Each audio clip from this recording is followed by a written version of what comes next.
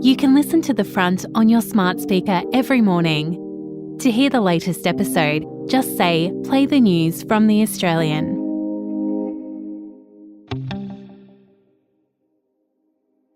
From The Australian, here's what's on the front. I'm Claire Harvey. It's Monday, September 16. The government's trying to clean dodgy disability providers out of the NDIS by forcing 15,000 operators to register so they can be properly regulated. Some disability advocates say that will force some sole traders out of business. A pedophile who groomed and abused 6 children has been sentenced to 10 years without parole, but he'll get a lifetime taxpayer-funded pension when he leaves jail because he was a senior public servant. One of his victims' mothers is crusading to have Stephen Mitchell stripped of his super entitlements. That's an exclusive, live now at theaustralian.com.au. Meta says it's up to the Apple and Android app stores to enforce a social media ban on children, and claims parents don't use existing options to keep their kids safe online. Media companies are fighting back, urging the government to toughen up on tech giants. Today, how online safety will shape the looming federal election.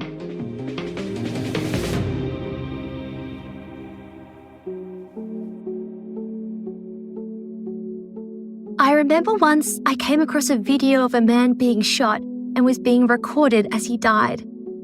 This is an 18-year-old woman talking about her early experiences on social media several years ago when she was in her mid-teens. I haven't seen it since, and I hope other young people never see it. It took away most of my innocence. This young woman, who isn't named, is quoted in a submission to a federal parliamentary inquiry on social media and Australian society. The submission is by News Corp Australia, which is the parent company of The Australian and us here at the front. The 18-year-old, whose words were read for us by a voice actor, spoke to a research company called Dinata, which News Corp commissioned to ask Australians about their experience in that intangible, magical, terrifying world that surrounds us at every moment, social media. I also remember one time a person, who I thought was a friend, sent me an unsolicited picture of his penis, and I blocked him without saying anything. Social media can bring us so much joy. Healthy chocolate dip, which you can also put in the fridge to make a mousse. And what do we do when somebody hates us for no reason? Give them a reason. With therapy or without therapy? Oh, without therapy, please, because my husband actually just stole all of my cash. But we've all also probably had one of those experiences, seeing something you can't unsee. The idea of children on social media consuming death and misery while they sit quietly in their bedrooms horrifies parents and kids themselves. But we're all addicted, and none of us have any power. Which is why this seemed like big news. The Prime Minister is vowing to ban children from social media by the end of the year. We know that social media is causing social harm. It's an idea first floated by Peter Dutton earlier this year. And at the same time, the government's introducing legislation that would put rules around doxing. That's revealing the private information of someone without their consent, and misinformation or disinformation. From both sides of politics, we're seeing red-hot rhetoric calling out the Elon Musks and Mark Zuckerbergs of this world. Jeff Chambers is The Australian's chief political correspondent. For both Anthony Albanese and Peter Dutton, up alongside cost of living, social media harms is becoming a top-tier issue. So we see this flurry of activity around Parliament House. I kept hearing it described to me as this is such a big water cooler issue. And the Prime Minister reveals that in this term of government, that he will legislate a minimum age of access to social media and relevant tech platforms. Now, what he didn't have in that announcement was what was the optimum age.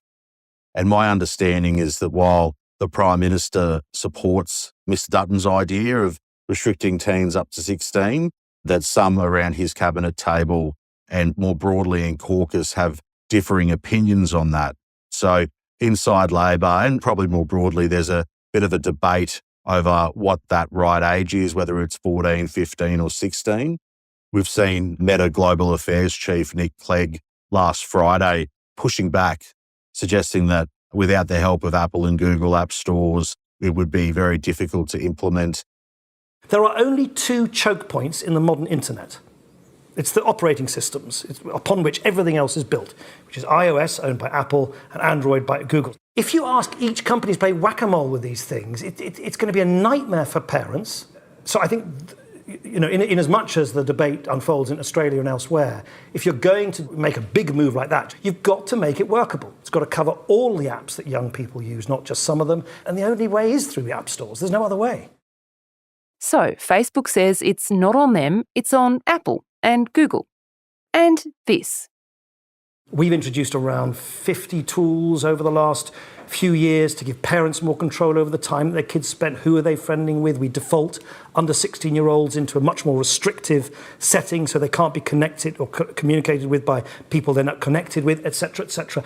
And guess what? Even when we build these controls, parents don't use them. I think we'll be making some very significant announcements fairly soon to try and really make these controls simpler, easier, particularly reassuring for parents. Social media giants, they've got huge war chests, they're multi-trillion-dollar companies, armies of lobbyists and lawyers, and the general view is when they see ad hoc legislation like this, they view it with contempt. So it seems like there's a lot going on. But media companies like News Corp Australia say, in their submissions to the committee, in fact, the government isn't taking big, bold steps to really get social platforms under control. News Corp says it wants two things. First, for the government to force Meta, which owns Instagram and Facebook, to negotiate payments to news companies for the material it serves up to its users. This was happening. You might have heard about it. In 2021, Meta and Google paid Australian media outlets millions for their content. That's after Meta had a brief tantrum where it removed all news content, then restored it. But this year, Meta said it doesn't want to pay anymore and claimed its users don't really consume much news anyway.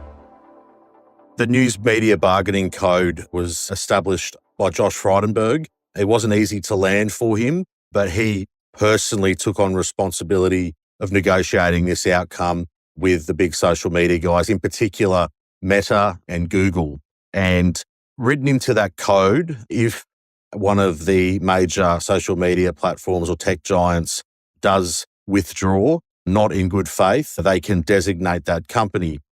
What we've seen is in late February, early March, Meta shredded their deals, walked away. We've seen this kind of behaviour from Meta across the world.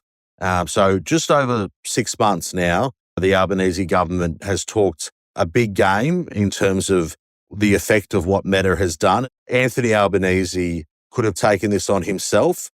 Technically, the Media Bargaining Code falls under Jim Chalmers. Jim Chalmers recused himself for a conflict of interest. The Treasurer's wife is a senior journalist with News Corp Australia.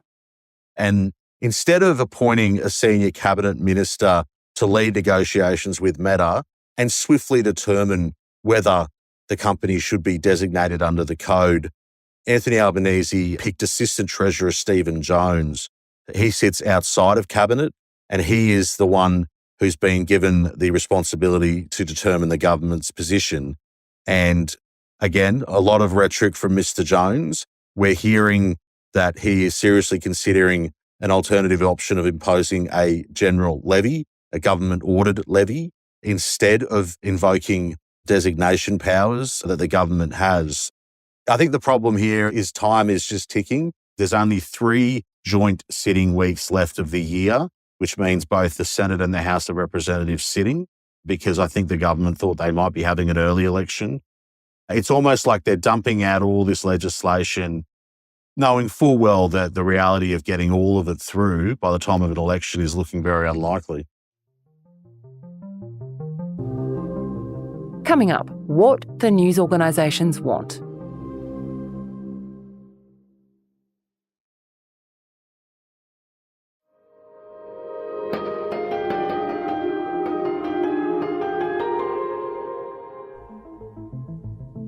News Corp wants the government to create a new system called a social licence, where giant tech companies would have to pay an annual licence fee to operate in Australia and be held liable for algorithmically amplified content.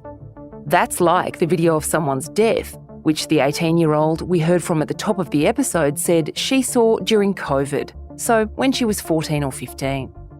News also wants the media companies to have to implement customer complaint systems, so you can ring a call centre here in Australia to raise a problem.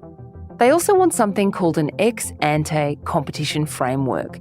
That means regulations that look forward, anticipating harmful situations as they arise and taking action to regulate the platform's behaviour. Jeff, these are our bosses, this is what they want, but as an independent analyst yourself, do you think the Albanese government is actually going to designate Meta, and or would the opposition do it?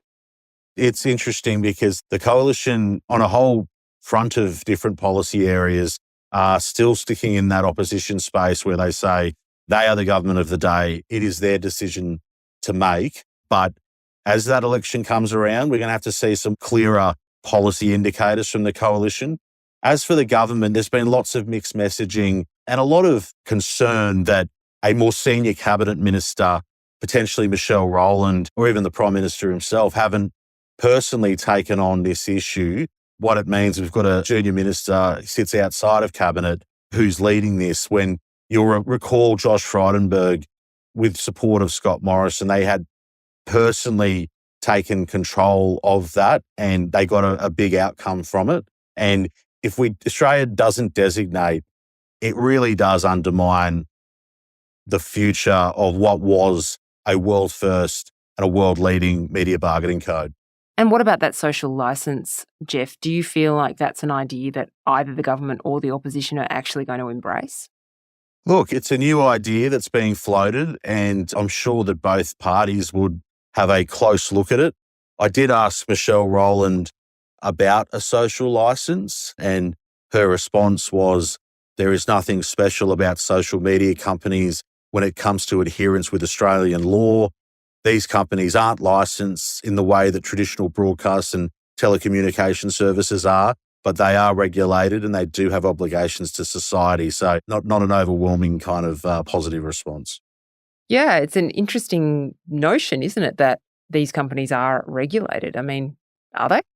Well, if you look at the tax arrangements, if you look at their behaviours, I mean, X now have no staff based in Australia. If you wanted to complain to any of these big companies, it's very, very difficult. None of that really shows that there's any sort of fear from them around Australian regulation.